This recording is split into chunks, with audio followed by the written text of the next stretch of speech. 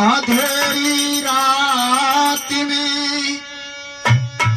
अंधेरी रात में बरसात बुरी लगती है। जब सीने में हो दर्द तो हर बात बुरी लगती है। क्या कहूँ ऐ दोस्त, क्या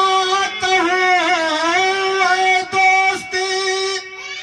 ये दुख भरी कहानी है। और उम्र घटती है तो उम्र घट की याद आती है। आइए, बहुत ही प्यारा भजन जो कि इस जिंदगी में उतारने की चीज है, तो आइए आप लोग भजनों का आनंद लें। अरे हम ससुरवा जइबे ना,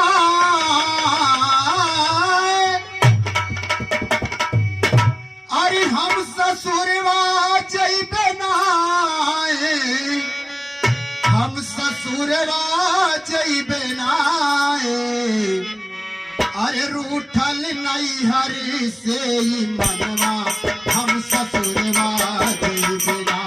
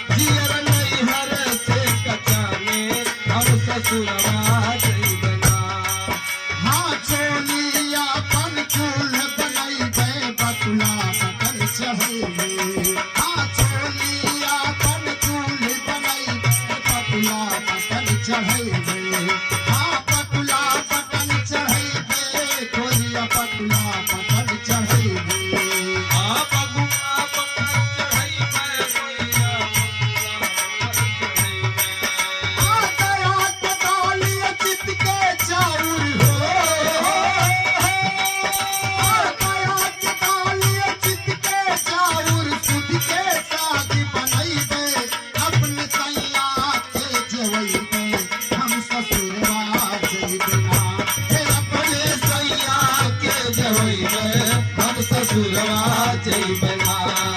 अपने सैया के जवैबे हम ससुरवा जइबना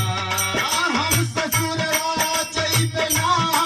हम ससुरवा जइबना